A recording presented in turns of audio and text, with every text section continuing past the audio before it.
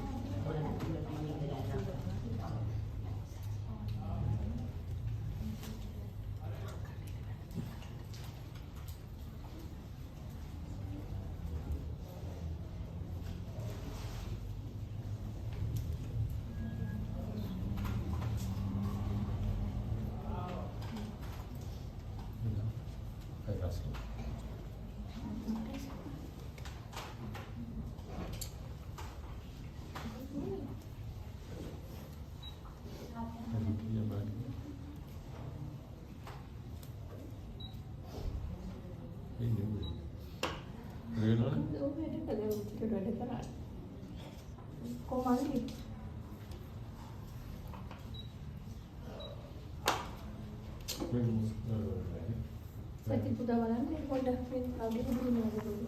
Mungkin nanti. Mesti nanti kita betul ni mereka.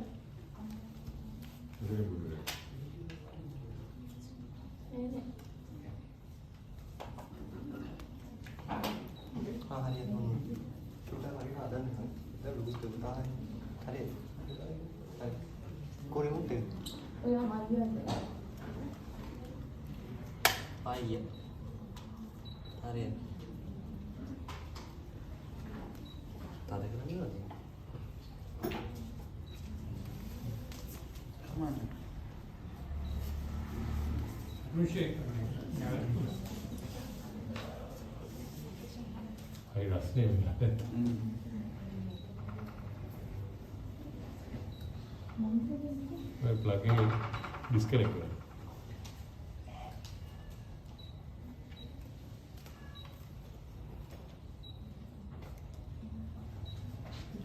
Kulinger.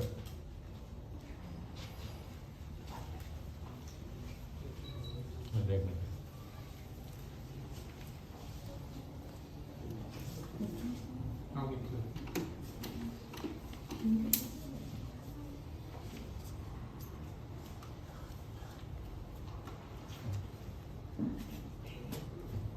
Itu betul.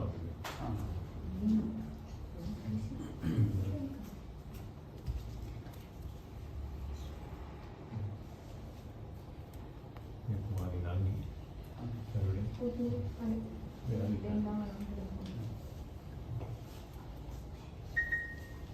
හොඳ පින්වත්නි කවුරු සාදු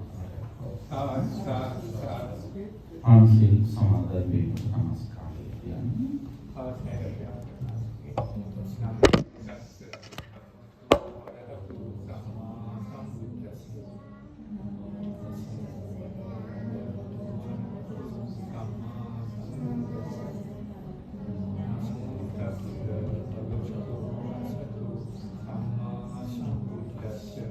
බුද්ධං සරණං ගච්ඡාමි ධම්මං සරණං ගච්ඡාමි සංඝං සරණං ගච්ඡාමි ဒုတိယံ පි බුද්ධං සරණං ගච්ඡාමි ဒုတိယံ පි ධම්මං සරණං गच्छामि ဒုတိယံ පි සංඝං गच्छामि တတိယံ පි බුද්ධං සරණං गच्छामि တတိယံ පි ධම්මං සරණං गच्छामि တတိယံ පි සංඝං සරණං ගච්ඡාමි ติสารณกมนังสัมปุณนังปานาติปาตาเวรมณีสิกขาปดังสมาธิยามิอดินนาดานาเวรมณีสิกขาปดังสมาธิยามิอามิสุมิจฉาจาราเวรมณีสิกขาปดังสมาธิยามิมุสาวาทาเวรมณีสิกขาปดังสมาธิยามิสุรามีรยมัจจปมาดัฏฐานาเวรมณีสิกขาปดังสมาธิยามิ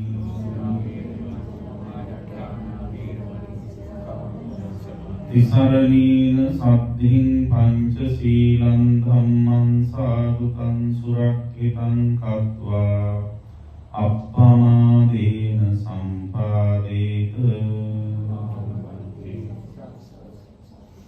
සමන්ත චක්කවාලේසු අත්‍රා ගච්ඡන්තු දේවතා සද්ධම්මං මුනි රාජස්ස සුනන්තු සග්ග මොක්ඛදං ධම්ම ශ්‍රවණ කාලු අයං භදන්තා ධම්ම ශ්‍රවණ කාලු අයං භදන්තා ධම්ම ශ්‍රවණ කාලු අයං භදන්තා නමෝ තස්ස භගවතු අරහතු සම්මා සම්බුද්දස්ස නමෝ තස්ස භගවතු අරහතු සම්මා සම්බුද්දස්ස නමෝ තස්ස භගවතු අරහතු සම්මා සම්බුද්දස්ස නගාම ධම්මෝ නිගමස්ස ධම්මෝ නචාපයං ඒක කුලස්ස ධම්මෝ සබ්බස්ස ලෝකස්ස සදේව තස්ස ඒසුව ධම්මෝ යදිදං අනිච්චතාති.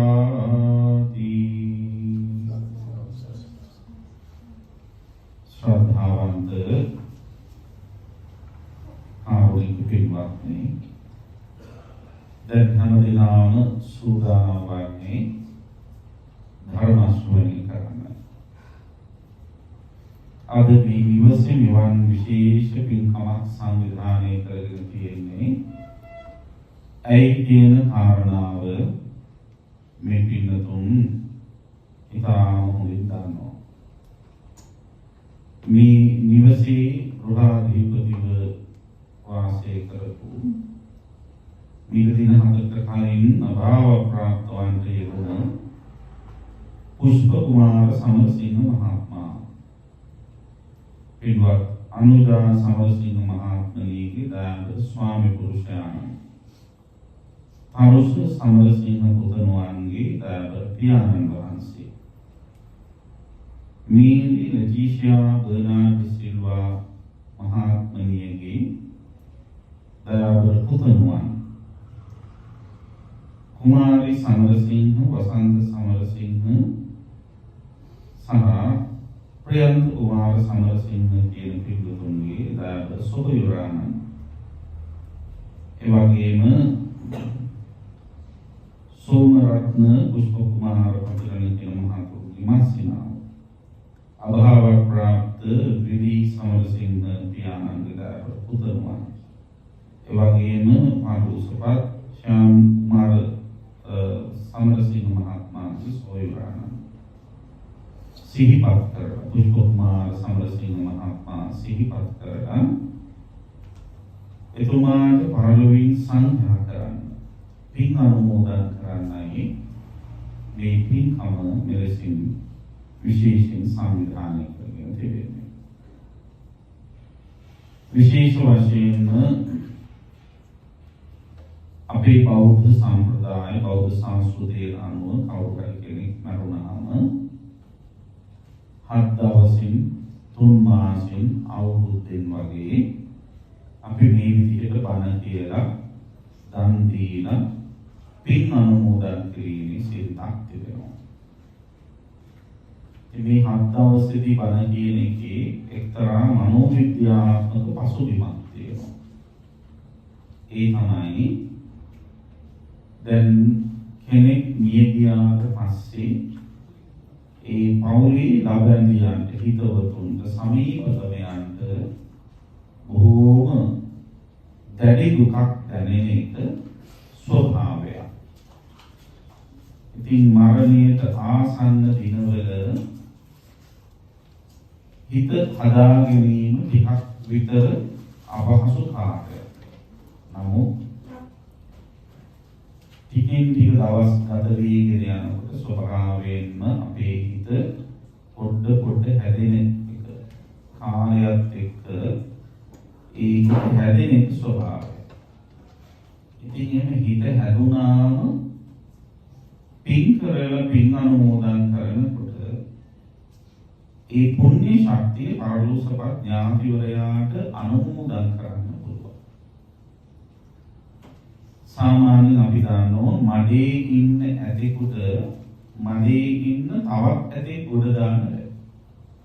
ගොඩ ඉන්න ඇතෙකුට තමයි මඩේ ඉන්න ඇතෙක් ගොඩ දාන්න පුළුවන්.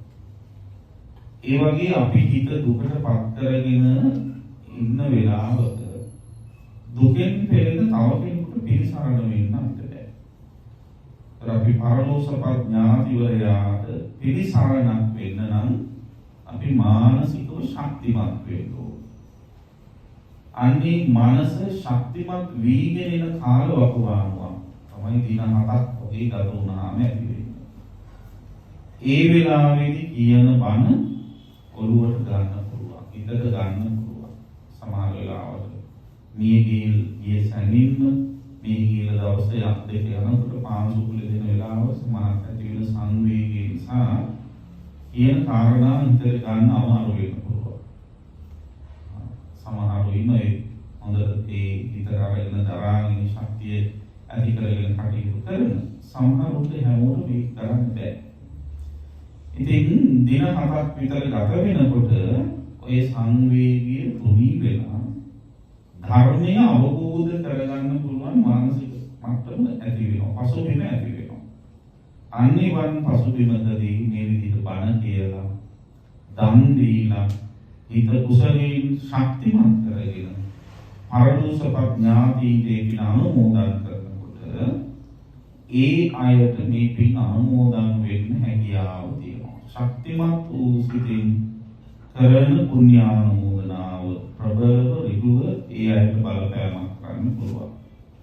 ඉතින් ඒ පසුබිම සලකාගෙන තමයි අපි මෙහෙම 7 දවසින් 3 මාසෙන් අවුරුද්දෙන් ධර්ම දේශනා පවත්වලා පින් අනුමෝදන් කිරීම සිදු කරනු ලබන්නේ. අභාව ප්‍රාප්ත පුෂ්ප කුමාර සමරසිංහ මහත්මයා අපි දන්නේ විශේෂයෙන්ම අපේ පින්වත්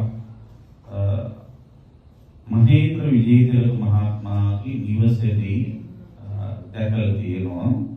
විශේෂයෙන් මේ නිවසේ දානමය පින්කම් අවස්ථාවලදී බොහෝ උද්‍යෝගිමත් ස්වාමීන් වහන්සේලාට උපස්ථාන කරන ආකාරය අපි හොඳින් දැකලා තියෙනවා. ඉතින් විශේෂයෙන්ම ඒ විජේතිලක පවුලේ පින්නතුන් බොහෝ ශාසනික සම්බන්ධතා තියෙන පින්නතුන් අපගේ සංඝ නේත්‍රෝන් වහන්සේ හැටියට සැලකන බම්බලපිටිය වජිරාරාමේ නිර්මාතෘවර අපවත් වීවදාලා අති පූජනීය පැලෑණී සිරි වෛරඥාන මහානායක මාහිමිපාණන් වහන්සේගේ සමීපතම ඥාති පිරිස විජේතිලක පවුලේ පින්වතුන්. ඉතින් ඒ පවුලේ සමාජිකාවක වන අනුජා විජේතිලක සමරසිංහ මහත්මිය සමග පුෂ්ප කුමාර සමරසිංහ මහත්මයා ආවාහ විවාහ වෙලා මේ හරුෂ සමරසිංහ පුතණුවන් අම්මතාට වෙලා ඒ දරුවෝ හොඳින් හදාගෙන ඒ වගේම තමන්ගේ දයාබර මෑණියන් වහන්සේ මේරි ලැටිසියා බර්නාඩ් සිල්වා මාතාව සහ තමන්ගේ සහෝදර සහෝදරියන්ට හොඳින් සලකාගෙන කටයුතු කරපු හොඳ මහත්මයෙක්. ඉතින් එතුමා අතීතයේ සංසාරයේදී කරන ලද කිසියම් හෝ අකුසල කර්මයක විපාකයක් ඉස්මතු වීම වශයෙන් කර්මජ රෝගයක් විදිහට ප්‍රතිකාර බොහොම දුර්ලභ රෝගයක් විදිහට ඒ රෝගී තත්ත්වය වැළඳීමෙන් එතුමාට මෙලොවින් සමුගන්න සිද්ධ වුණා. ඒවන් අවස්ථාවක ජීවත්ව ඉන්න ඥාතීන් හැටියට අපිට කරන්න පුළුවන්කම තියෙන්නේ මේ විදිහට පින් අනුමෝදන් කිරීම පමණයි. ඉතින් අපිට විශේෂයෙන් මේ වෙලාවේ සිහිපත් කළ යුතු පවතිනවා අපේ කැනඩාවේ වාසය කරන චාන්දනී සමරසිංහ මහත්මිය, සේන සමරසිංහ මහත්මයා අපේ දුරකථනයේ කීප අවස්ථාවකදීම කතා කරලා සිහිපත් කරපු කාරණාවක් තමයි මේ නංගි අනුජා සමරසිංහ මහත්මිය පවුලේම අම්මා වගේ ජීවත් වෙච්ච කෙනෙක් කියලා. ඒ සේන මහත්මයාගේ අම්මා ගිලන් වෙච්ච වෙලාවේ හොඳට බලාගත්ත කියලා. ඒ වගේම තමන්ගේ දෙමාපියන් වහන්සේට හොඳින් අපෝපස්ථාන කරපු කෙනෙක් කියලා අපිට සිහිපත් කළා. එය එතුමිය පවුල වෙනුවෙන්ම බොහෝම කැපවීමෙන් කටයුතු කරපු කෙනෙක් කියලා සඳහන් කළා. ඉතින් ඒ වගේ තමන්ගේ සමීපතම ඥාතීන්ට හිතවතුන්ට අනුග්‍රහය දක්වමින් උදව් උපකාර කරමින් ජීවත් වීමත් පින් වැඩෙන ක්‍රියාකාරකම්. ඉතින් එහෙම පුණ්‍ය ශක්තිය ගොඩනගාගෙන ජීවත් වෙන ඔබට ඔබේ හිත හදා ගැනීම පිණිස මේ මොහොතේ මේ සිදු කරන අනුශාසනාව බෙහෙවින්ම උපකාර වේවි. ඒ නිසා මේ බණ හොඳින් අහන්න. මේ බණ කියන්නේ අභාව ප්‍රාප්ත පුෂ්ප කුමාර සමරසිංහ මහත්මයාට නෙවෙයි. මේ ජීවත් වෙලා ඉන්න ඔය ඇත්තන්. ඒ නිසා ඔය පරුසපතයි විදිහට බලන්න නැතුව මේ බණ කියන්නේ මටමමයි කියන හැඟීමෙන් මේ දේශනාව ශ්‍රවණය කරන්න ඕන. පින්වත්නි මම මාතෘකා වශයෙන් ගාථාවක් කියුවා. ඒ ගාථාවේ අර්ථය ඉස්සෙල්ලා තේරුම් ගමු. න ගාම ධම්මෝ න නිගමස්ස ධම්මෝ න චාපයං ඒක කුලස්ස ධම්මෝ සබ්බස්ස ලෝකස්ස සදේවකස්ස ඒසෝ ධම්මෝ යදිදන් අනිච්චතා.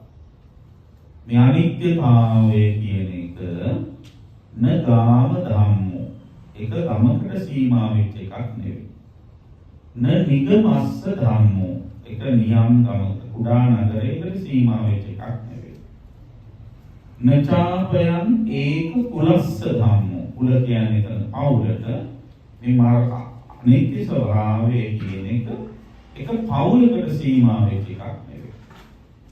සබ්බස්ස ලෝකස්ස සදේවකස්ස දෙවි මිනිසුන් සහිත හැම දෙනාටම ඒසෝ ධම්මෝ මේ ධර්මතාවය උරුම. මොකද ඒ ධර්මතාවය අනිත්‍ය ධර්මතාවය.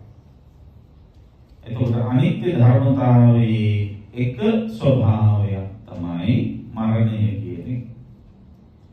එතකොට අපි හැම දෙනාම ඉපදුනදා ඉඳලා මැරෙන කම්ම මොකද වෙන්නේ? අනිත්‍ය වී කියලා යනවා.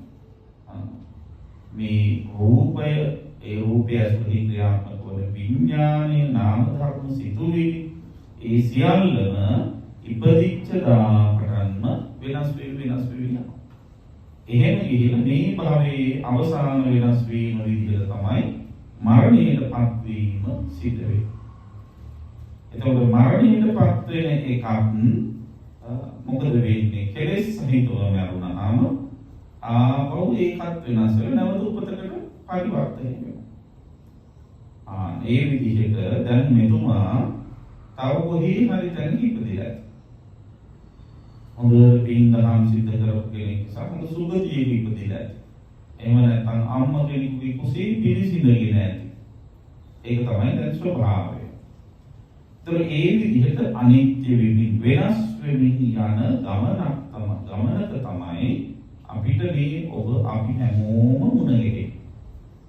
එහෙනම් මේ අනිත්‍යතාවය මේ වෙනස් වීම පුෂ්ප කුමාර සමරසිංහ මහත්මයාට පමණක් අනන්‍ය වූ උරුම වූ දෙයක් නෙවෙයි. දෙවියන්ට මිනිසුන් හැමෝටම උරුම දෙයක්. එතකොට මේ මහත්මයාගේ වේ පරලෝසපත් වීම නිසා එහෙම නැත්නම් මරණය නිසා ඇයි දුකට පත් වෙලා ඉන්නේ ඔබ? දැන් මම අහුවොත් බැරි වෙලාවක් මෙහෙම දැන් අනුජා සමරසිංහ මහත්මයාගෙන් මම අහුවොත් දැන් අවුරුදු අපි හිතමු 50කට විතර කලින් අවුරුදු 50කට විතර කලින් පුෂ්ප කුමාර සමරසිංහ මහත්මයා මැරෙනවා. ඒ කියන්නේ අවුරුදු 8යි එතකොට. අවුරුදු 8ේදී මැරෙනවා. ඒ අවුරුදු 8ේදී මැරුණාම අනුජානෝනට දුකයි. දුක නැහැ. ඇයි දුක නැත්තේ? ඒ වෙනකොට පුෂ්ප කුමාර කියලා එකෙන් දන්නේවත් නේද? දැන් මේ පුෂ්ප කුමාර කියන කෙනා දැනගත්ත විවාහ වුණා වෙන පිටුවනේ නේද? ඒ දැනගෙන නිවිවාහ වුණේ. ඒතර විවාහයේ මොකද උනේ? බැඳීමක් ඇති වුණා. ඒ බැඳීම ඇති වෙච්ච නිසා එතුමා වෙන් වෙලා යනකොට රිදීමක් ඇති වුණා. බැඳීම නැතුව තිබුණා නම් රිදීමක් නැහැ. එහෙනම් මේ ලෝකයේ අපි හැමෝටම දුක කියලා එකක් දැනෙන්න ප්‍රධානම හේතුව තමයි ඔන්නේ බැඳීම කියන්නේ. බලන්න විවාහයට කලින් මරණයටපත් වුණා නම් අපි ප්‍රශ්න නැහැ. අපිට දැන් දුක දැනෙන්නේ, පීඩාව දැනෙන්නේ, වේදනාව දැනෙන්නේ මොකක් නිසාද? මගේ මහත්ය නිසා. මගේ තාත්තා නිසා, මගේ පුතා නිසා, මගේ සහෝදරය නිසා, මගේ ඥාතිවරයා නිසා, ඒවත් මමත්වයේ නිසා, මගේ කම නිසා. එහෙනම් අපි බලන්න ඕන ඒ මගේ කියලා අල්ලගෙන රඳව ගන්න අපි උත්සාහ කළත් ඒවා මට ඕන විදිහට තියාගන්න පුළුවන්ද? බෑ. අපි කොච්චර උත්සාහ කළත් අනුන්ගේ දේවල් අපේ ශරීරයවත් අපට ඕන විදිහට පවත්වා ගන්න බෑ. අපේ ශරීරය හරියට කිව්ව අපි හිතුවාට උදේ නැගිටලා මූණ හොදනවා, දත් මදිනවා, නානවා, හොදනවා, පිරිසිදු වෙනවා, ලස්සනට ඉන්නවා ආදී වශයෙන් හිතුවට අපේ ශරීරය අපට නොදැනීම වෙනස් වෙනවා. මේ ශරීරයේ උදාහරණයකට කිව්වොත් මොනවා වගේද? එළිය දාපු බත් ඇටයක් වගේ. එළියට දාපු බත් ඇටයක් නේද? දැන් එළියේ මොනවද තියෙන්නේ? එළියේ තියෙනවා අවුව තියෙනවා, උලංග තියෙනවා, දූවිලි තියෙනවා, වතුර වැස්ස තියෙනවා නේද? සත්තු ඉන්නවා. ඒකවල දැන් මේ බත් ඇටේ මොකද වෙන්නේ? අවුවට වේලෙනවා, වැස්සට තෙමෙනවා, තෙගෙනවා. ඊට පස්සේ හුලඟට පවනේ වේලිලා යනවා. ඊට පස්සේ මේ බත් ඇටේ දූවිලි වදිනවා. ඊට පස්සේ පුංචි කෘමීන් ඇවිල්ලා කූඹි ඇවිල්ලා මේක කෑලි කඩාගෙන කනවා. ආන්නේ වගේ මේ අපි හිතුවේ නැති වුණාට මේ එළියේ තියෙන බත් ඇටය කූඹි කෑවේ නැතත් අර කියන මූල පදාර්ථ නිසා අවුව වැස්ස සුළඟ ආදී නිසා නිරන්තරයෙන්ම වෙනස් වෙවි අනිත්‍යත්වයට පත් වෙනවා. අපේ ශරීරය අන්න ඒ වගේ අපේ ශරීරය නිරන්තරයෙන්ම වෙනස් වෙන එක. මේ වෙනස් වීම අපිට ඕන විදිහට පාලනය කරන්න බෑ. දැන් මගේ ශරීරයේ උපන්දා ඉඳලා මේක කොච්චර රසන කළත්, හැඩ කළත්, පෝෂණය කළත්, අන්න බොන්න දුන්නත් මොනව කළත් ඒක අපට ඕන විදිහට පාලනය කරන්න බෑ. හැමතිස්සෙම නිරන්තර පරිවර්තනයකට වෙනසකට ලක් වෙන බව අපි තේරුම් ගන්න ඕන. ඉතින් අපේ ශරීරය එහෙමනම් අපි කොහොමද අනුන්ගේ ශරීර අපට ඕන විදිහට පවත්ව ගන්න? අපි හැමදෙනාටම මේ ලෝකයේ එනකොට මේ ලෝකේ පවතින්නට ලැබිච්ච රූපය ශරීරය තමයි අපි දරාගෙන ඉන්නේ. එතකොට මේ රූපය අපිට ලැබෙන්න ප්‍රධාන හේතුව තමයි අප විසින් කරගත්ත අතීත කර්ම ශක්තිය. ඒ කර්ම ශක්තියට අනුකූලව තමයි අපිට මේ ශරීරය ලැබිලා තියෙන්නේ.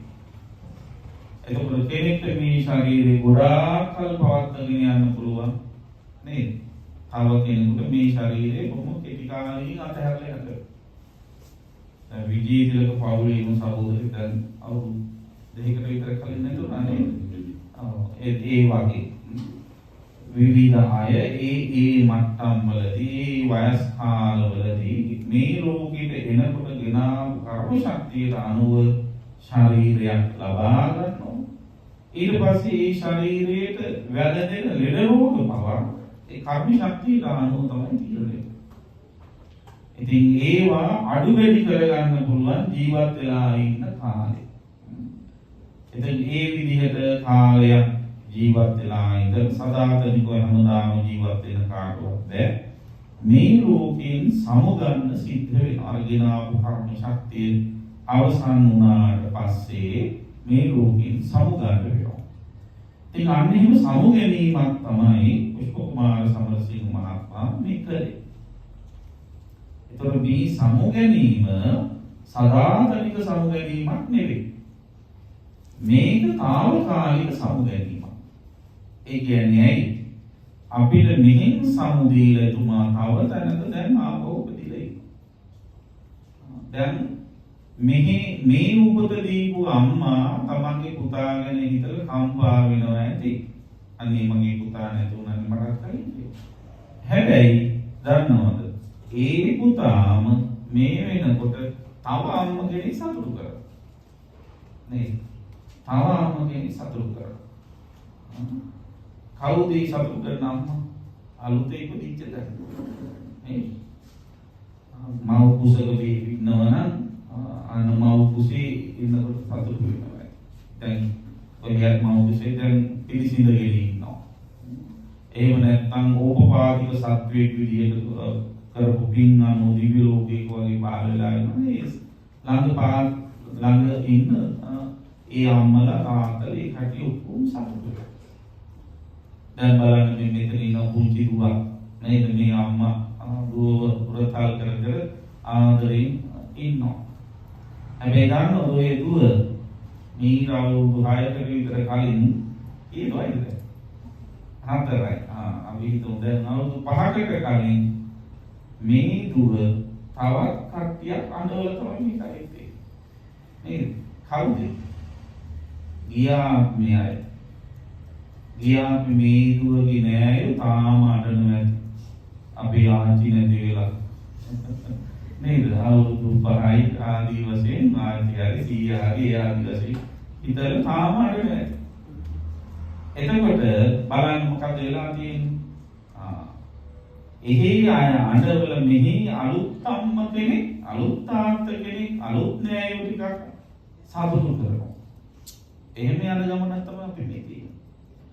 ඔන්න ඔය විදිහට කල්පනා කරලා බැලුවාම අපි මේ දීර්ඝ සංසාර ගමනේ කී දෙනෙක් වෙනුවෙන් අඬලා ඇද්ද? මේ දැන් මේ අම්මා අඬලා තියෙන්නේ සංසාරේ මේ පුතා වෙනුවෙන් විතරක් නෙවෙයි. අප්‍රමාණ වෙනත් පුතාල වෙනුවෙන් අඬලා ඇති. බුදුරජාණන් වහන්සේ ධර්මයේ දේශනා කරලා තියෙනවා එක අම්ම කෙනෙක් එක පුතෙක් වෙනුවෙන් පෙළපු කඳුළු සංසාරේ පුරාවටම එකතු කළොත් සත් සමුද්‍ර පරදන තරම් මහා සාගරයේ ජලයට වැඩිය කඳුළු එකතු වෙනවා කියන්නේ. එතකොට එක අම්ම කෙනෙක් එක පුතෙක් වෙනුවෙන් අඬනවා.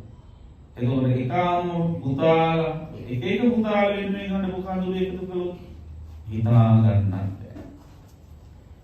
එතකොට අපි හැමෝම මේ දීර්ඝ සංසාරේ එක අම්මල වෙනුවෙන් අඬලා ඇති. එක තාත්තල වෙනුවෙන් අඬලා ඇති. එක සහෝදරයෝ වෙනුවෙන් අඬලා ඇති. නේද? දැන් මේ අනුජනෝනම සංසාරේ මහත්තුරු කී දෙනෙක් වෙනුවෙන් අඬලා ඇද්ද?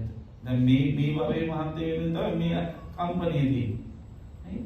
ඔය වගේම ගිය භවයේ තව මහත්යෙක් වෙනුවෙන් අඬලා. ඊට කලින් භවයේ තවත් එක්කෙනෙක් වෙනුවෙන් අඬලා ඇති. ආන්න ඒ වාගේ තමයි මේ ගමන යන්නේ. එතකොට මේ විදිහට ඉපදෙමින් මැරෙමින් යන ගමනක తాවකාලිකව ඇති වුණ බැඳීමක් තමයි අපිට මේ භවයේ තියෙන්නේ. ආන්නේ බැඳීමේ ස්වභාවය අනුව තමයි අපිට රිදීම වේදනාව දැනෙන්නේ. ඉතින් මෙන්න මේ තත්වය හොඳින් තේරුම් අරගෙන අපි මොකද කරන්න ඕන? ජීවිතය පිළිබඳව හොඳ අවබෝධයක් ඇති කරගන්න මේ අවස්ථාව කරගන්න ඕන. මේ බැඳීම ඇති වෙන්නේ රිදීම නිසාය කියන එක තේරුම් අරගෙන රිදීම අඩු කරගන්න මොනවද කරන්න ඕන? මෙවන් වියෝ දුක එහෙම නැත්නම් මේ පිට මරණ දුක පිළිබඳව හොඳට හිතන්න ඕන.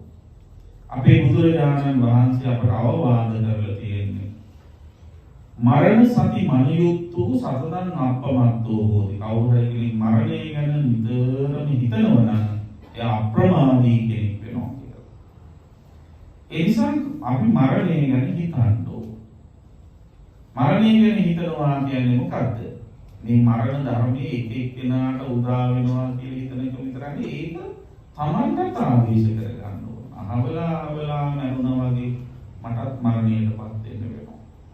අහවලා මැරෙන වෙලාවේදී මොනවද අරන් ගියේ? අරන් ගිහුව කිසි දෙයක් නැහැ.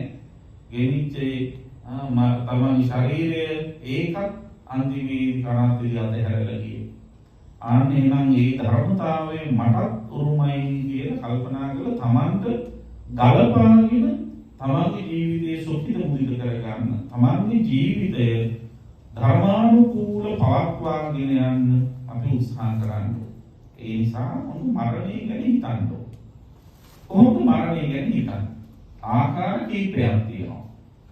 පළවෙනි එක තමයි මරණයට නිශ්චිත වයසක් නැහැ. අපි සම්මුතියක් විදියට හදාගෙන තියෙන එකක්. මොකද්ද? පරමායුෂ කියලා සංකල්පයක්. මේක මනුෂ්‍යයෙක් වුණා මේක තමයි උපරිම ආයු අපේක්ෂාව කියලා මේ කතාවක් එක සම්මුතියක් විතරයි. පරමායුෂ කියන එක සම්මුතියක්. මරණයට නිශ්චිත වයසක් නැහැ. උදාහරණයකට කිව්වොත් මොනවද? පොල් ගහකින් ගෙඩි වැටෙනවා. නේද? පොල් දැන් බලන්න මොකද වෙන්නේ? මල් කාලේ බිමට වැටෙනවා. සමහර පොල් තියෙනවා ඇටි කාලෙම බිමට වැටෙනවා. සමහර පොල් තියෙනවා කලටි කාලෙම කඩල බිම දාන රිලව් එහෙම. ඒක නිවිදසර රිලව් සංගණනයට වටකරනවා. නේද? ඔව්. ඊළඟට සමහර පොල් තියෙනවා වේලිලා වැටෙන ඒවා තියෙනවා. පැහිච්ච පොල්. නේද? සමහර පොල් තියෙනවා ලේසියෙන් වැටෙන්නේ නැහැ. ඔරල වටන පොල් තියෙනවා. ඒ වගේ මේ ලෝකේ සමහරු මව් කුසීදීන් මැරෙනවා. සමහරෙක් මව් කුසින් බිහිවු සැනින් මැරෙනවා. තව කෙනෙක් කෙරිලොන් ළමා වීහිදී මැරෙනවා. තව කෙනෙක් භද්‍ර යෞවනයේදී මැරෙනවා. තව කෙනෙක් මැදි වියේදී මැරෙනවා. තව කෙනෙක් වයසට ගිහිල්ලා මැරෙනවා. තව කෙනෙක් ඉන්නෝ ලේසියෙන් මැරෙන්නේ නැහැ. ගෙදරින් අය දැන් මැරෙයි කියලා අනේ දැන් ඉන්නවා. ඇයි ඒ ඉන්නේ? එහි සූදානම් නැති ඉන්න මේ අල්ලන් ඉන්නවා. එහි සූදානම් වෙච්ච ගමන් මේක අතන්නේ. ඒක තමයි පණෑදට ඉන්නේ කොටක්.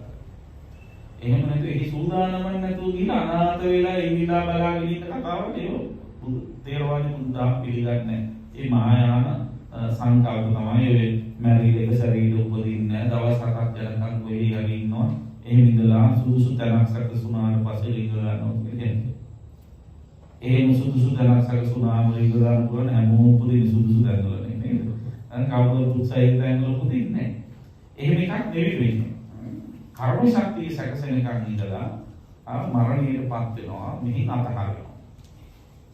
එතකොට පින්වත්නි මරණයට ඔන්න මතක තියාගන්න නිශ්චිත වයසක් නැහැ. ඊළඟ මරණයට නිශ්චිත තැනක් නැහැ. මැරෙන්නේ ගෙදරදී කියලා කතාවක්. ගෙදරදී මැරෙනවා. ඉස්පිරිතාලෙදිත් මැරෙනවා. නේ? ඊට පස්සේ වෙන මොන තැන එක තැන්වල මැරෙනවා. සමහරව මැරෙන්න නොවේයි කියලා ජීවත් වෙන්න හිතාගෙන යන තැන්වල මැරෙනවා. දැන් ගොඩක් අය ජීවත් වෙන්න හිතාගෙන ගොඩක් අය ජීවත් වෙන්න හිතාගෙන යන තැන් තියෙනවා. කොහෙද යන්නේ? ගොඩක් අය ජීවත් වෙන්න හිතාගෙන යන්නේ කොහෙද? ජිම් එකට යනවා. නේද? ගොඩක් අය ජීවත් වෙන්න කියන්නේ සාරේ නිරෝගී වෙන්න කියලා සාරේ ට්‍රෙඩ්මිල් එකේ ඉඳීම මැරිලා වැටෙනවා. අන්න බලන්න. නේද? සමහරව ගොඩක් අය ජීවත් වෙන්න නම් ඒක හොඳට නිරෝගී තියාගෙන හොඳට ස්විම් කරන්න ඕන කියලා ස්විමින් යනවා. මොකද වෙන්නේ?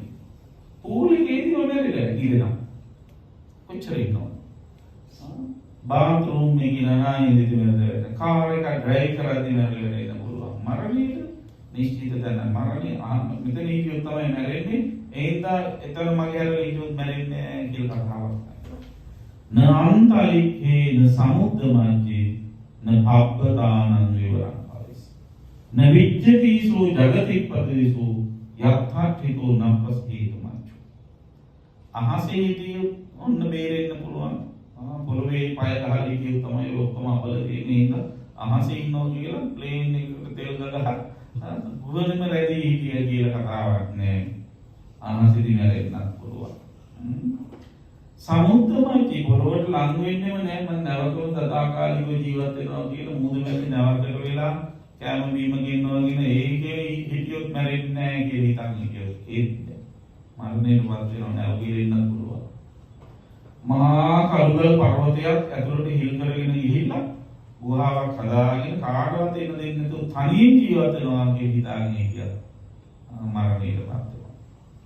නේද? මරණයෙන් බේරෙන්න පුළුවන් කමක් මොන තත්ත්වයේ උදවිය දුනා. මේ ලෝකෙට එනකොට ගෙනාව කර්ම ශක්තිය එන අවසන් නාමය. දැන් බලන්න මියන්මාරේ භූමි කම්පනයන්ට කොච්චර ස්වාමීන් වහන්සේ ඉගෙන ගන්න වයසේ හාමුදුරුවෝ අවුරුදු 12 13 14 පිරිවෙන් ශාලා කඩා වැටිලා ඒවටම යටවිලා මරණයට පත් වෙනවා.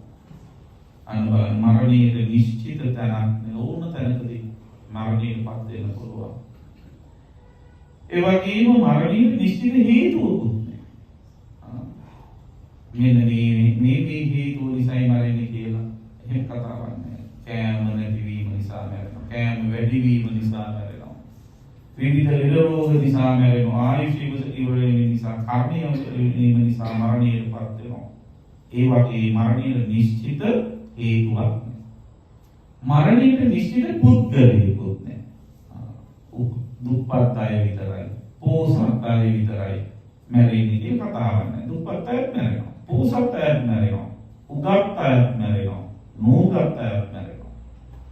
හැමෝම මරණයටපත් වෙනවා. ඒතකොට දැන් ඕවා මොනවද? මරණයත් එක්ක තියෙන අවිනිශ්චිත ස්වභාවය.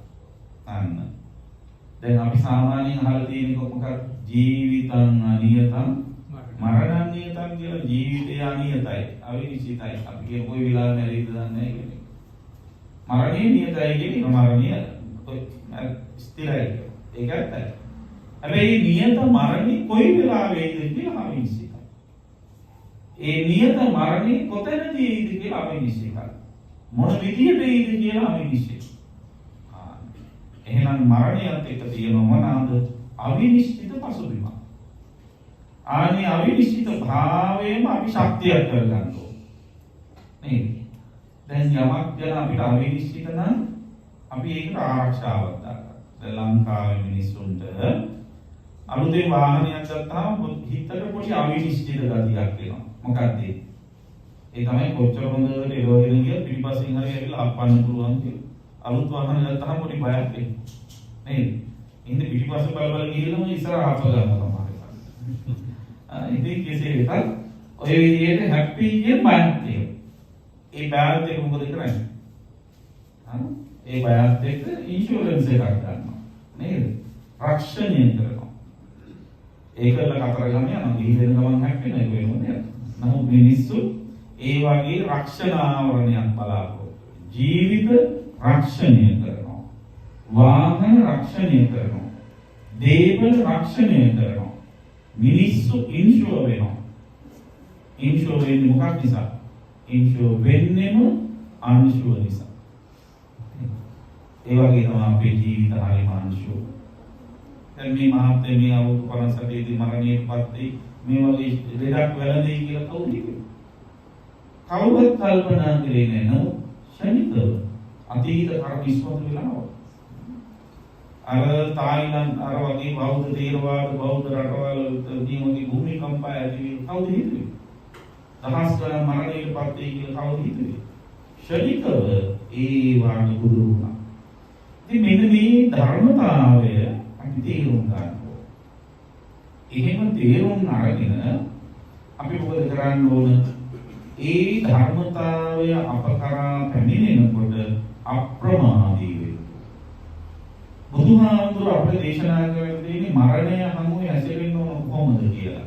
මරණය හමුවේ හැසිරෙන්න ඕන කොහොමද? චරෙය්‍යාදිත්ත සීසෝ.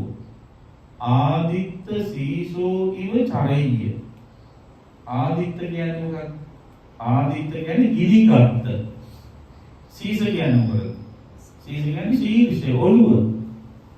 ඔළුවේ තියෙන කෙස්නේ කෙස් වලට ගිනි නැවිලෙනවා. කොණ්ඩේ ගිනි ගන්නවා. ඒක කොණ්ඩේ ගිනි ගන්න බැරි මොකද කරන්නේ? කාර්යයකට පස්සේ හොඳ රස්නියක් දැනෙන උනෝය ඇවිල්ලා විචාරය කියනවා. එහෙම නැහැ. කොණ්ඩේ ගිනි ගත්ත මිනිස්සයා ඉක්මනට කොණ්ඩේ නිවා ගන්න වෑයම් කරනවා. ආන්නේ වගේ බුදුරජාණන් වහන්සේ දේශනා කරනවා ඉසගිනි ගත්ත කෙනෙක් ඒ ගින්න නිවා ගැනීමට යම්බදු වෙනසක් මහන්සියක් කැපවීමක් කරනවද එලෙසින් මරණය හමු අප්‍රමාදීයි. බුදුහාමුදුරුවෝ අපි හැමෝටම මහා කරුණාවෙන් පින්වත්නි අවසාන බුද්ධාවවාදී විදිහට දේශනා කළේ මොකක්ද? අප්පනිදම් භික්ඛවේ මනුස්සානං.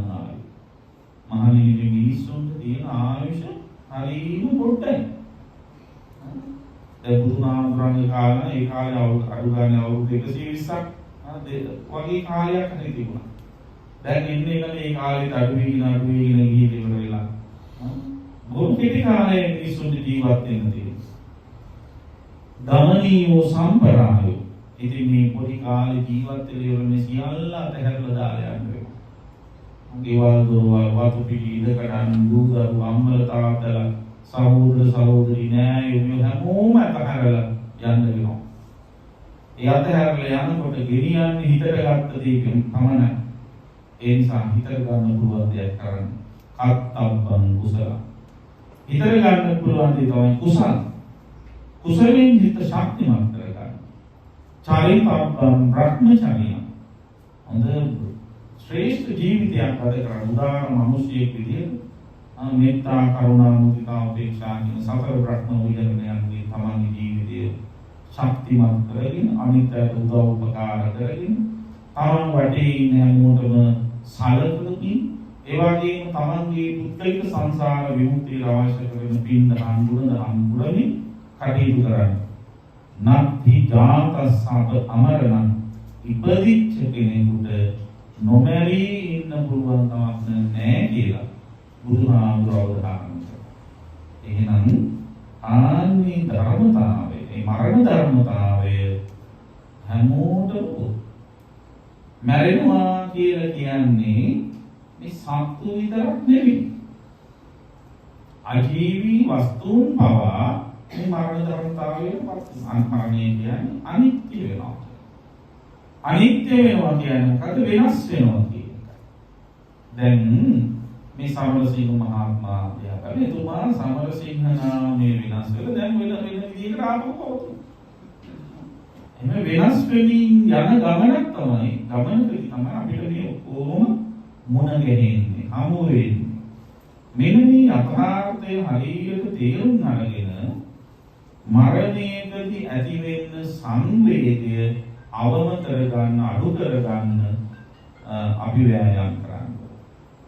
ඒක බුදුරජාණන් වහන්සේගේ පරණ ජාතක කතාවක් මම මේලයි මතක් කරලා දෙන්නම්. අපේ බුදුහාමුදුරුවෝ කල්ප ගණනාවකට කලින් එක බ්‍රාහ්මණ කුලයක ඉපදුණා.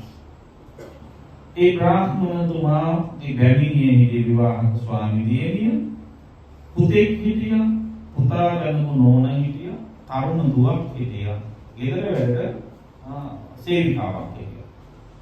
මේ හැමෝම හැමදාම එක වගේම මරණය ගැන හිතලා. බුදුහාමුදුරුවෝ දේශනා කළ අතීත බුදුහාමුදුරුවෝ මරණය ගැන හිතන දේශනා කළ ක්‍රමයක් තිබුණා. කොහොමද ක්‍රමය? ඇතුළට ගත්ත හුස්ම පිට කරන්න කලින් මගේ මරණය වෙයි.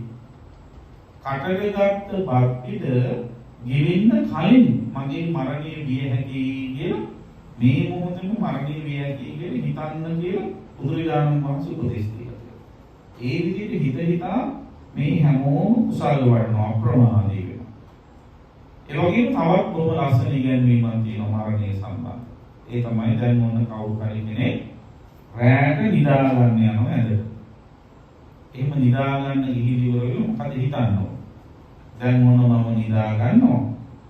හෙට උදේ නැගිටින්න කලින් මගේ මරණය ඇඳ උඩම වෙලා තියෙන පුළුවන්. ඒක බය වෙන්න ඕනේ නැහැ. ඒක බාරක් එහෙම හිතන්න කියලා. හෙට උදේ නැගිටින්න කලින් මාගේ මරණය වෙලා තියෙන පුළුවන්. එහෙම වුණොත් මොකද වෙන්නේ? නිින්ද යන වෙලාවේ හිතේ තිබිච්ච ඒවත් එක තමයි ඊළඟ තුදිසිත සැකසෙන්නේ. එතකොට මොකද කරන්නේ? නිින්ද යන වෙලාවේ හිතේ තියෙන ඒවා අනුයි තුදිසිත සැකසෙන්නේ කියලා දන්න කෙනා මොකද කරන්නේ? ඇඟ ගිහලා නිදා ගන්න නැතුව එයාට ළඟ ඉන්නවා. ඒකද නෑ. එයා කරන්නේ මොකද? නිින්ද යනකම් කුසලයක් වඩනවා හිතේ. ඒක ඉතිපිසෝ ගාතාව වෙන්න පුළුවන්. නිින්ද යනකම් ඉතිපිසෝ ගාතාව කියන්නේ. එහෙම නැත්නම් මෛත්‍රී භාවනාව කරනවා. එහෙම නැත්නම් බණක් කරනවා. එහෙම නැත්නම් රේඩියෝගේ පිළි ටිකක් හරි දාගෙන ඒ කියුවේ කුසලයක් වඩනවා. අන්නේ කරන්න ඕන නිදා ගන්න කියලා. එක නාඩ කරනවා ගාපුවා මේක දෙන්නම් ඕක ඉතින් කියලා ඒ වෙයිද හිතා ඉන්නේ නැතුව කුසල් සිදුවිලි තමයි හිතට ගන්න. දැන් කෙනෙක් කියන්න පුළුවන් අනේ ස්වාමීන් වහන්සේ ඉතින් උදේ ඉඳලා රැය වෙනකම් වැඩ කරලා නිදා ගන්න ඇදලා යන්නේ ඔය හිතන්න නෙවෙයි. ඔය හිතන්න ගියොත් ඔය භාවනා කරන්න ගියොත් එහෙම නිින්ද යන්නේ නැහැ නේද? එහෙම හිතන්න පුළුවන් දෙයක්. එහෙම වෙන්නේ බය වෙන්න එපා. නිදා ගන්න ගිහිල්ලා භාවනා කරයි කියලා නිින්ද නොයා ඉන්නේ නැහැ. ඒක භාවනා කරන්න ගිහිල්ලා උන කරන් නිදා ගන්නේ. නේද? ඒ නිසා ආයි නිින්ද ගැන කලබල වෙන්නේ නැහැ. කොහොමද නිින්ද යනවා? ඒ අර නිින්ද යනකම් නිදිමත හැදෙනකම් මොකද්ද කරන්න ඕන? අන්න අර බුදු ගුණයක් හිතේ වඩ. එහෙම බුදු ගුණයක් හිතේ වඩනකොට මොකද වෙන්නේ? අකුසල වෙනත් අකුසල වලට හිතට එන්න ඉඩ නැහැ. එතකොට එයා කුසල සිතින් ඒ කුසලේම එයාගේ හිතේ තැන්පත් වෙනවා. එතකොට මැරෙන වෙලාවට එක සැරේට නිින්දෙම මැරෙනවා කියලා කිව්වට ඇහැරෙනවා. මැරෙන වෙලාවට. ඇහැරෙනකොටම මතකයේ දෙන අර යටින් තියෙන පිට සිදුවේ. ඉතින් ආන්නේ නිසා කුසල වඩා ඉතින් දැන් කොහොමද යා නිදාගන්නේ? ඔන්න දැන් මම නිදට යනවා. හෙට උදේ නැගිටින්න කලින් මගේ මරණීය වියැටි කියලා හිතලා නිින්ද යනකම්ම කුසල් සිදුවිලි. ඒ වගේ එහෙම නිදාගන්න ගිහිලා පහුවෙන උදේ නැගිටලා බලනකොට හිතුවෝගේ මැරිලා නැහැ. එතකොට මොකද කරන්නේ? එතකොට ආයේ මේ දීගත් වෙන කාල සීමාව තුළ කොයි වෙලාවක හරි මාගේ මරණීය වියැටි කියලා කල්පනා කරලා හිතට කිසියම් අකුසලයක් වෙන මොහොතක් පාසා ඒක පුළුවන් තරම් කුසලයෙන් පළවහරින්න ඕන. අපි හිතමු දැන් දවසේ ඈතිලා ජීවත් වෙනවා. අහවල ජීවත් වෙනකොට ඇහැ කන නාසය ඉන්ද්‍රයන් කැමැති අරමුණු වෙනවා. අකමැති අරමුණු වෙනවා. ලස්සන රූප පේනවා, කැත රූප පේනවා, මිහිරි හඬ ඇහෙනවා, බැනුම් ඇහෙනවා. ඔය වගේ දේවල් එනකොට හොඳ ඒ වාගදී අපි ඇලෙනවා, නරක ඒවාත් එක්ක ගැටෙනවා. ඒ කියන්නේ මොකද? කෙලිස් අවශ්‍යයි. ආන්දීම කෙලෙස් ඇවිස්සෙන වෙලාවට මොකද කරන්නේ? ඒ ක්ලේශය අඳුනගෙන ඒකට ප්‍රතිවිරුද්ධ කුසලයේ හිතට ගන්න. දැන් හිතට තරහක් නම් ආවේ තරහට ප්‍රතිවිරුද්ධ කුසලයේ තමයි මොකක්ද? මෛත්‍රී. මෛත්‍රීනික අයින් කරලා දානවා. බොහොම ලස්සන උදාහරණයක් දීලා දෙන්නුනා. දැන් ඔය පරණ ලී බඩුවල තියෙන ලී යන ඒ තියෙන ලී යනයක් දිරල ගියාම මොකද කරන්නේ? වඩුවෙක් දක්ෂ වඩුවෙක් ගාවට අරන් ගියාම එයා මේක දැකලා අර තිබිච්ච ලී යනි සයිස් එකටම හොඳ අලුත් ශක්තිමත් ලී යකින් යනයක් හදනවා. ඇනේ හදලා පරණ දි รา පු ඇනේ උඩ තියලා එක පැත්තකින් ගිහින් තට්ටු කරනවා. එහෙම තට්ටු කරනකොට අර දි รา පු ඇනේ කෑලි අනිත් පැත්තෙන් ගැලවි අනිත් සිදුරෙන් එළියට යනවා. මේ ඇනේ ඇතුළට ගිහිල්ලා පුදු ශක්තිමත්. ආන්නේ වගේ අපි මොකද කරන්නේ? අකුසල් සිදුවිලි කුසල් සිදුවිලි වලින් පළවා හරින්න දක්ෂ වෙන්න. ඒක තමයි කරන්න ඕනේ. ඉතින් මතක් වෙලා ඔන්න මට දැන් තරහ ගිහිල්ලා තියෙනවා. ඔන්න මගේ ඉති ආශාවක් ඇවිල්ලා, ඔන්න මගේ ඉති ඉරිසියාවක් ඇවිල්ලා. ඔය ආදී වශයෙන් අකුසල් සිදුවිලි දකින්න වෙලාවට හරි ඒවා පෝෂණය කරන්න නැතුව ඒවා පළවා හරින්න දුරු කරන්න බෑ. අන්න ඒක මරණය ගැන හිතලා කරන විශේෂ කාර්යයක්. ඉතින් මේ පවුලේ ඔක්කොම මේ විදිහට හිතලා හොඳට කුසල් වඩපු අය. දවසක් තාත්තයි පුතයි කුඹුරට ගියා. ගොයන් කපලා තැන් වල ගොයන් පිටුරු එකතු වෙලා තිබුණා. ඊළඟ කන්නේට කුඹුරු සීසාන කලින් මෙයා මේ පිටුරු ගිනි තියනවා. ඉතින් පුතා පිටුරු ගිනි තියපු තැන හුඹහක් තිබ්බා. මේ ගින්නේ රස්නෙට හුඹහේ ඉන්න ණය එළියට ඇවිල්ලා පුතාට දෂ්ට කරා. නාගවිස ශරීරගත වෙලා මේ තරුණ දරුවෝ එතන මැරිලා වැටෙනවා. ටික වෙලාවකින් පුතාගේ සද්දයක් නැති නිසා තාත්තා හොදිසි කළ බලනකොට පුතා වැටිලා ඉන්නවා දැකලා දුර ගිහිල්ලා බලනකොට මැරෙනවා. දැන් කරන්න දෙයක් නැහැ. උස්සගෙන ගිහිල්ලා පැත්තකින් තියලා ගෙදරට පණිවිඩයක් යවුවා. පාර යන මිනිස්සුන්ට කතා කරගෙන අපේ ගෙදරට කරුණාකරලා ගිහිල්ලා පණිවිඩය දෙන්න. වෙනද වගේ ගෙදරට මේ කුහුරට කෑම ගේනකොට දෙන්නෙකුට ගේන්නේ බයිටේකට ගෙනාව නැති. ඔක්කොම සුදු ඇඳලා කුහුරට එන්න කියන පණිවිඩය. පණිවිඩ කාර්යයක දෙනකොට ගෙදර අය දැනගත්තා. ඒ පණිවිඩයෙන්ම දැනගත්තා පුතාට කරදර. තාත්තා පණිවිඩය දුන්නේ එක්කෙනෙකුටයි කෑම ගේන්න කිව්වා. සුදු ඇඳලා කුහුරට එන්න කිව්වා. කියන ඒවත් එක දැනගත්ත පුතාට කරදරේ තමයි. ඉතින් ඔක්කොම ගෙදරින් ආයි කෑමක් හදාගෙන ඔන්න ගෙදරට මේ කුඹරට ආවා. ඒ වෙනකොට තාත්තා තනියෙන්ම දරසෑයක් හදන්න වෙලිසිලා හිටියේ. ඉතින් ඉස්සෙල්ලම කලේ මොකද්ද? අර ගෙනාවු කෑම එක ඉහාගෙන කෑවඩගිනි. ඒ කාලේ යක් ශරීර ශක්තිමත් කරගත්තා. දැන් මම අද කාලේ සමහර කවුරු හරි මරුණාම ජීවත් වෙලා ඉන්නේ නොකානෝ බිමරින් හදනවනේ. කන්නේ නැහැ, ඕන්නේ නැහැ, නිදාන්නේ නැහැ. හරි පීඩාවටපත් වෙනවා. මේ තාත්තා බුද්ධිමත් කෙනෙක්. මම හොඳට මානසිකව ශක්තිමත් වෙන්න ඕන. මගේ හිතේ ශක්තිය තියෙන්න ඕන මේ වෙලාව. විපති ධෛර්යයම. විපතක් කරදරයක් ඇති වෙන වෙලාවක තමයි ශක්තිය තියෙන්නේ. කියලා තාත්තා තේරුම් අරගෙන දැන් කෑම කාලේ ඉවර වෙලා මේ පුතාව අරගෙන ගිහින් චිතකයේ තියලා දැන් පුච්චන් හදා. මේක දැක්ක ශක්‍ර දෙවියන්ට දැකලා මහලු වේශයක් මවාගෙන තිතා ඇවිල්ලා තාත්තට සැර කරනවා. පෞකාරය අහිංසක සත්තු පුච්චගෙන මරාගෙන පුච්චලා කන්න නේද හදන්නේ කියලා. ඒ වෙලාවේ කියනවා පොහු කවදාවත් මම එහෙම දේවල් කරන්නේ නැහැ. මං සත්තු මරාගෙන පුච්චන්නේ නැහැ. එහෙනම් කවුද මේ මරලා පුච්චන්නේ? මේ මරලා පුච්චනෝ නෙවෙයි. මැනිච්ච කෙනෙක් පුච්චනවා. කවුද මේ? මේ මගේ පුතා. පුතෙක් මරුණාම තාත්තා කෙනෙකුට දුකක් නැද්ද? ඇයි වෙන්නේ අනන්නේ නැත්තේ? ඒක. එතකොට ඒ තාත්තා කෙනාට බලන අහසිතී නීලකඳ කවුරු හරි පුංචි ළමේ කරත්තයක් හදලා ඒ කරත්තේ රෝද දෙකට හයි කරන්න කියලා ඉරයි හඳයි ගෙනල්ලා දෙන්න කියලා කියනවා. ඒ ඉරයි හඳයි ගෙනල්ලා දෙන්නේ කියලා කිව්වොත් ඒක කරන්න පුළුවන් නේද? කවදාවත් පුළුවන් දෙයක් නෙවෙයි. ඉර හඳේ ඉල්ලලා කොච්චර ඇඬුවත් ඒ ඉර හඳ ලබා ගන්න බෑ කියන මම දන්නවා. ඒ වගේ මගේ පුතා දැන් මේ ජීවිතේ සමුගෙන මෙතනින් ගිහින් ඉවරයි. මෙතන තියෙන නිරුද්ධ වූ ප්‍රාණයේ සහිත ප්‍රාණී නිරුද්ධ වෙච්ච මලමිණියක් විතරයි. ඉතින් මේ වටේ තියාගෙන කොච්චර ඇඬුවත් නැවත පණ දෙන්න බෑ. පණ ලබා ගන්න පුළුවන් නම් සතියක් මාසයක් අවුරුද්දක් හරි අඬන්න. නමුත් ඊතරම් ඇඬුවත් නැවත මේ ශරීරෙට පණ එන්නේ නැහැ මම දන්නවා. ඒකයි මම අඬන්නේ නැත්තේ. ඊපස්සේ අම්ම ගාවට ගිහින් අම්මේ තාත්තා නම් හිතේ තියෙන අහයට හරි අඬන්නේ නැහැ.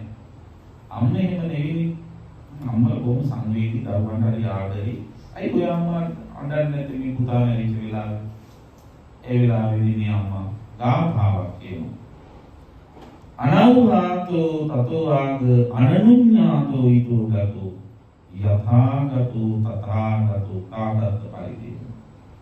මේ පුතා මගේ ගාවට ආවේ මං ආරාධනා කළ නෙවෙයි.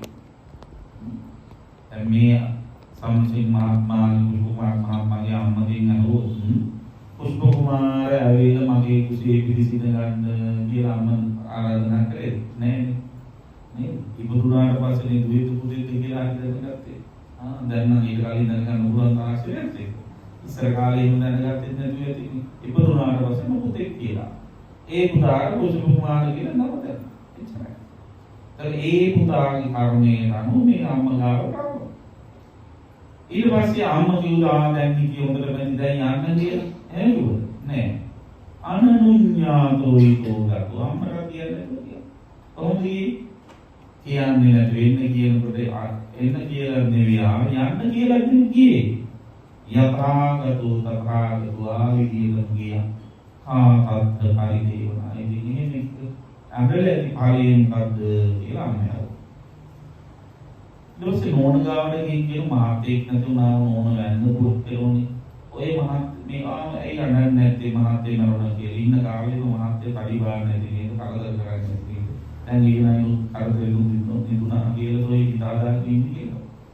ඒක නෑ මේ මහත්තයා හරි හොඳ ගුණ සම්පන්න කෙනෙක්. එහෙනම් ඇයි ඉහිවි කෙනෙක් මෙනිකල් කරන්නේ? ඒක මේ නෝන කියනවා සර්පේ කැරාත හැරලා ගියාට පස්සේ කොච්චර වෑයම් කළත් අනිත් අය ඒ හැවට ආපහු ඉන්නන්නේ නැහැ. ඒ වගේ මම දන්නවා මේ ශරීර මහත්යා මේ ශරීරය දැන් අතහැරලා ඉවරයි. මෙතන තියෙන ප්‍රාණී නිරුද්ධ වූ සෙවුරක් විතරයි. මෙතන විඥානය ක්‍රියාත්මක වෙන්නේ. මෙතන මේ සිරුරේ දැනීම් හැඟීම් සංවේදනා මොකුත් නැහැ. අපි මේක ළඟ තියාගෙන බදාගෙන තුරුළු කරගෙන මොනාතක කොච්චර ඇඬුවත් මේකට දැනෙන්නේ නැහැ. මේ සිරුර අතහැරලා මහත්යේ ගිහින් ඉවර ආය ඇඬුව කියලා මේකට රින්ගන්නෙත් මේකට පණ දෙන්න ගන්නත් බෑ. ඒ හින්දා මං අරන්නේ නැහැ කිව්වා. ඊට පස්සේ නංගි ගාවට ගිහින් කියනවා අයියේ කෙනෙක් මරනවා නංගි කියන දුකයි. ඇයි ඔය ළමයා අඬන්නේ නැත්තේ කියලා. නංගි තරුණ ළමයා. නංගි කිව්වා ඇඬුවාම කැත වෙනවා ඉන්නවා මං අඬන්නේ නැහැ. ඊට පස්සේ වැඩකාර ළමයා ගාවට ගිහිල්ලා මම ඇයි ඔයාලා නැත්තේ? ඔයාලට දුකක් නැද්ද කියලා. ඒතකොට එයා කියනවා කුස්සියේ දින හට්ටිය මැටි හට්ටිය බීමැදැල්ලේ කැඩිලි කැලි කැලි වලින් විසිරලා ගියාට පස්සේ ආපහු නියම තත්ත්වයට හදලා ගන්න බෑනේ. ඒ වගේ මේ ශරීරයේ විදිහට මේ මහත්යා ශරීරය අතහැරලා ඉහිල ඉවරයි. අපි කොච්චර එකතු වෙලා ඇඬුවා නැවත පණ දෙන්න බැරි බව අපි දන්නවා. ඒකයි අඬන්නේ නැත්තේ. ඉතින් මේ කතාව ඒ සංවේගය ඇතිවෙලා ඉන්න වෙලාවේ හිතන්න හිතේ වේදනාව තුනී කරගන්න හොඳ කතාවක් බව තේරුම් ගන්න. ඉතින් එහෙම කල්පනා කරලා වෙනතුලින් මේ දීර්ඝ සංසාරේ අපි කොච්චර එක එක්කෙනා විදිහ ඔය විදිහ ආඩ ගමන් කරලා. ඉතින් ඔය ඇනිල් කවදාක නවතීද කියලා බලන්න. මේ සසර පවතින දුරාව ඇනිල් නවතින්නේ. එහෙනම් මොකද කරන්න ඕනේ? මේ සියලු දැඩි වලින් නිදහස් වෙලා සසර ගමන නවතන්න ඕන. මේ අඳුම සුසුම වේදනාව කම්පාව සියල්ලෙන් ඈත් වෙන්න. ඒ සඳහා අපි මොකද කරන්න ඕන? අපි මේ කර්මානුරූපව විපදිච්ච මේ රෝගී අපි පරිහරණය කරන ආජීවී වස්තු වෙන්න පුළුවන්. සජීවී පුද්ගලයෝ වෙන්න පුළුවන්. ඒ අය සම්බන්ධයෙන් අපි හිතන්න ඕන ක්‍රමයක් තියෙනවා. තමන්ගේ වගකීම් යුතුයකම් ඒවන් සියල්ල නොපිළිවෙලා ආයුෂ කරන ගමනේ අපි තීරුම් ගත යුතු දේ තමයි සබ්බම් පහය ගමනින් සියල්ල අතහැරලා යන වෙලාවක් තියෙනවා. ආන්නේ ඒ වෙලාවට පසුබාන්නේ නැතුව, කම්පා වෙන්නේ නැතුව, අනන්න වැළපෙන්නේ නැතුව ජීවිතයට සමුදෙන්න නම් කල්ැතුව මේ ධර්මතාවය හොඳින් තේරුම් අරගෙන අන්නේ නිසා තමයි බුදුහාමුදුර අපිට මරණය ගැන නිතරම හිතන්න කියලා. එතකොට මේ මරණය ගැන අපිට දුකක් ඇති වෙන්න තව හේතුවක් තමයි පුද්ගලික කරගන්නේ. අපි හිතනවා මරණය අපේ අය විතරමයි. ඇයි මටම මේ කරදරේ වෙන්නේ කියලා අපි කල්පනා කරලා හිතනවා. අන්නේ මේ දුක පුද්ගලික කරගත්තාම පීඩාව වැඩි. එහෙම හිතන්න හොඳ නැහැ. පොදු චින්තනයක් ගන්න ඕනේ. සංසාරයේ දිහා බැලුවා. මේ ලෝකෙ දිහා බැලුවා. මටම විතරද මේක වෙලා තියෙන්නේ කියලා බලන්න. ඔය මටම විතරයි මෙහෙම දේවල් වෙන්නේ කියලා හිතෙන එක ප්‍රත්‍යක්ෂ ස්වභාවයක්. ඒ ප්‍රත්‍යක්ෂ ස්වභාවයට බුදුහාමුදුරු කිසාවෝදමීට නියම බෙහෙත දුන්නා. තමන්ගේ කුංචි දරුවෝ මැරිච්ච වෙලාවේ ඇතිවෙච්ච මානසික කම්පනය නිසා මල දරුවා අතෙන් අරගෙන ගෙයින්කට ගිහිල්ලා දරුවෝ වෙද මහතුරු හොයාගෙන ගිහිල්ලා දරුවෝ සූපත් කරන්න හදපු නිසා ගෝතමී අන්තිමේදී බුදුහාමුදුරුවන්ට ආවා. බුදුහාමුදුරු දරුවෝ මැරිච්ච බව දැනගෙන කියනවා මම දරුවෝ සූපත් කරන්න කලින් මං කියන දේ කරන්න ඕන. අමල තාත්තල දරුවෝ වෙන ඕන කැපකිරීමක් කරන්න සූදානම්. ඉසාගෝතමි විමසන මොකක්ද මම කරන්නේ? එහෙනම් කරුණා කරලා ගිහිල්ලා කිසිම කෙනෙක් නොමල ගිහින් අපමිටක් කරන්නේ නැහැ. ඉසාගෝතමි කිව්වා ඔබ කියන්නේ ඉන්දියාවේ බැලුවත් තියෙන අපේ ආයවල් දේශීය හොයා ගන්න පුළුවන් එකක් නේ කියලා සතුටින් පිටත් වෙලා ගියා. ගෙදරකට යනවා අපේ ටිකක් කියනවා අපේ ඊළඟ එනවා පුංචි ළමයි එකක්. අනේ පුතේ මේ ඉතර කවුරු හරි නැති ඉන්නවද කියලා හොවා පොඩි ළමයි කියනවා අපේ අම්මා දැන් මාසෙකට කලින් නැතිව.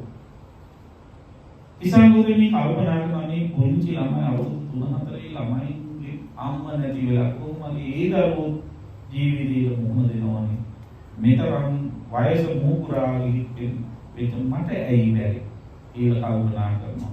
අර දරුවාගේ දැඩි දුක සමුවේ තමන්ගේ දුක අඩු කරගන්න ඉසංගෝදනේ හිතනවා. ආපහු අපේ පාර්තිය තව ගේකට යනවා. ඒ ගෙදර ළමයින්ගේ තාත්තා නැතිව. ඔය විදිහට ගේයින්කට යනවා. හැම ගේකින්ම අබහන් වුණා.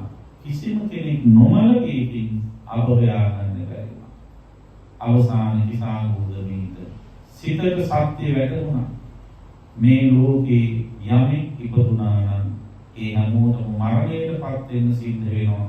මේ මරණය කියන එක අපේ අයට විතරක් උරුම දෙයක් නෙවෙයි කියලා තියෙනවා. ඒක බුදුහාමුදුරුවෝ හැම ඇවිල්ලා කිව්වා. බුදුහාමුදුරුවෝ තහවුරු කරේ නදාම ධම්මෝ නනිගමස්ස ධම්මෝ. ඒක ගමකට සීමා වෙච්ච එකක් නෙවෙයි මරණය. ඒක නියමකට කුඩා නගරයකට සීමා වෙච්ච එකක් නෙවෙයි. ඒක පවුලකට සීමා වෙච්ච එකක් නෙවෙයි. සබ්බස්ස ලෝකස්ස සදේවකස්ස දෙවි මිනිසුන් සහිත ලෝකයේ හැමෝටම මේ මරණ ධර්මතාවය අනිත්‍ය ධර්මතාවය උරුමයි කියන උන්වහන්සේ අවධාරණය කළා. ආන්නේ විදිහට පොදු මානසිකත්වයක් ඇති කරගත්තාම අපේ හිතේ දුක තුනී කරගන්න අපිට හැකියාව ලැබෙනවා. අපි බොහෝම ගුණවන්ත වෙන්න පුළුවන්, අපි බොහෝම පරිත්‍යාගශීලී වෙන්න පුළුවන්. අපි අසරණයන් පිළිසරණ වෙච්ච අය වෙන්න පුළුවන්, විලානෝපස්ථාන කරපු අය වෙන්න පුළුවන්. එහෙම වුණත් අතීත කර්ම ප්‍රබලවම සමහර වෙලාවට අපිට මේ වගේ වියෝදුක් දරා ගන්න සිද්ධ වෙන්න පුළුවන්.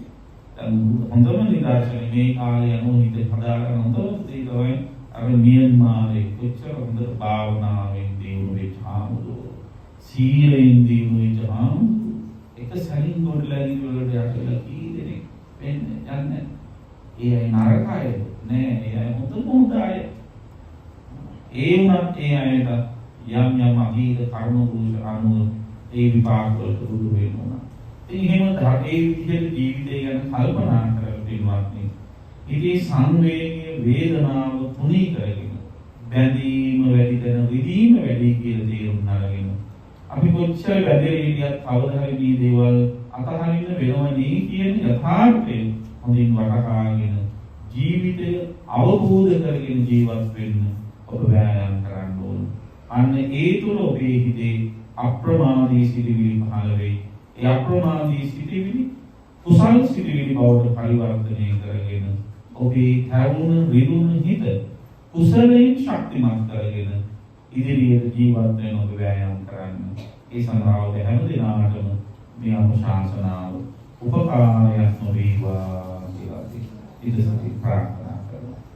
ආකාශත්ථා චුම්මත්ථා දීවානාගා මහිද්దికා පුඤ්ඤං අනුමෝදිत्वा චිරං රක්ඛන්තු ශාසනං චිරං රක්ඛන්තු දේශනං චිරං රක්ඛන්තු ත්වං සදා ධර්ම ශ්‍රවණානි සංසින් මොමෙතුම් නිවන් සුව සැලසේවා. හොඳයි දැන් බොහෝ දිනාට ධර්ම ශ්‍රවණය කරන්න අවකාශ සලසා දීලා අප්‍රමාණ කුසල් සිත් පහළ කරගත්තා. ඒ වගේම අනුරාධ සමරසිංහ මහත්මිය තරුෂ පුතණුවන් ලේටිෂියා බර්නාඩ් සිල්වා මෑණියන් ඒ වගේම කුමාරී සමරසිංහ වසන්ත සමරසිංහ ප්‍රියංක කුමාර සමරසිංහ කියන සහෝදරයන් සෝමරාජ කුමාර කියන ඒ ඥාති සහෝදරයන් ඒ වගේම විශේෂයෙන්ම අපේ අප වැඩ සිටින කොළඹ අන්තපෞද්ගල කුමාරදී නාරද බෞද්ධ ධර්මායතනයේ ඉතාදී කාර්යය සම්මේලන මුද්‍රයෝ පොරමින් සම්බුද්ධ ශාසනයට අනුකම්පීය සේවාවක් සිදු කරලා කටයුතු කරපු අපේ පින්වත් මහේන්ද්‍ර විජේතිලක මහත්මයා එතුමා ඉතින් අයියාගෙන් ලැබිච්ච පැටර්න් එක අරගෙන දැන් මල්ලි අපේ චනුර විජේතිලක මහත්මයා සමලේකම් දුරේ ඔබවමින් බොහෝ හොඳින් අපිට හිතවත් අපේ ශාසන සේවාවන්ට දායකත්වයේ ධර්මයෙන් කටයුතු කරනවා. ඒ වගේම කසුන් විජේතිලක පුතණුවන් ශාසන සේවක සමිතියේ ප්‍රතිආධිකාරී පාලක මණ්ඩලය නියෝජනය කරමින් කටයුතු කරනවා. ඒ හැමෝම අප්‍රමාණ කුසල දහම් සිදු කරගෙන තියෙනවා. ඒ වගේම මේ පෞද්ගලික පින්තුන් වගේම විශේෂයෙන්ම චාන්දනී මහත්මනිය සේනක මහත්මයා අපි කැනඩාවට වැඩපු වෙලාවේ සංඝෝපස්ථාන කරමින් අපේ මේ නිවස තුළ වඩම්වාගෙන අපට උපස්ථාන කරමින් කටයුතු කළා. ඒ වගේම දිගන පුනරුත්ථාපන රෝගල සඳහා රෝගීන් වෙනුවෙන් විශේෂ ආධාරයක් ඒ පින්වතුන් එකතු වෙලා සිදු කළා. ඒ සියලුම පුණ්‍ය ශක්තිය අපි එකට කැටි කරලා විශේෂයෙන්ම දිනකට කලින් අවවාවක් ප්‍රාප්ත පුෂ්ප කුමාර සමරසිංහ මහත්මයාට අනුමෝදන් කරමු. එතුමා මේ පින් දකීවා පින් දැක අනුමෝදන් වේවා. භවගමන සුවපත් කරගෙන අමා නිවනින් සැනසේවා. පරලෝසපත් සියලු ඥාතීහු පින් අනුමෝදන් සුවපත් වෙත්වා. ඥාතීන් පින් දෙමු. ඉදම් මේ ඥාතීනං හෝතු සුඛිතා හොන්තු ඥාතයෝ. ඉදම් මේ ඥාතීනං හෝතු සුඛිතා හොන්තු ඥාතයෝ. ඉදම් මේ ඥාතීනං හෝතු සුඛිතා හොන්තු ඥාතයෝ. දෙවියන්ට පින් දෙමු. එත්තාවතාජම්හි සම්භතං පුඤ්ඤ සම්පදං සබ්බේ දේවානුමෝදන්තු සබ්බ සම්පත්ති සිද්ධියා. එත්තාවතාජම්හි සම්භතං පුඤ්ඤ සම්පදං සබ්බේ දේවානුමෝදන්තු සබ්බ සම්පත්ති සිද්ධියා. එත්තාවතාචම්හි සම්භතං පුඤ්ඤ සම්පදං සබ්බේ දේවානුමෝදන්තු සබ්බ සම්පත්ති සිද්ධියා. මේ උදාර කුසල ධර්මයන්ගේ අනන්ත ආශිර්වාදයෙන් පින්වත් ඔබ සෑම සියලු දෙනාටම නිරෝගී සුව චිර ජීවනයේ සැලසේවා.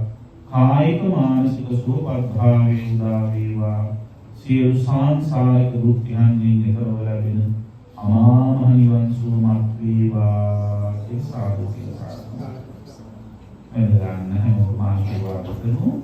අභිවාදන සීලිස්ස නිච්ඡං උද්ධාපචායිනෝ චත්තාරෝ ධම්මා වඩ්ඩන්ති ආයුවන්නෝ සුඛං බලං ආයුරාෝග්‍ය සම්පatti සග්ග සම්පatti නීවච අතෝ නිබ්බාන සම්පatti ඉමිනාතේ සමිච්ඡතු.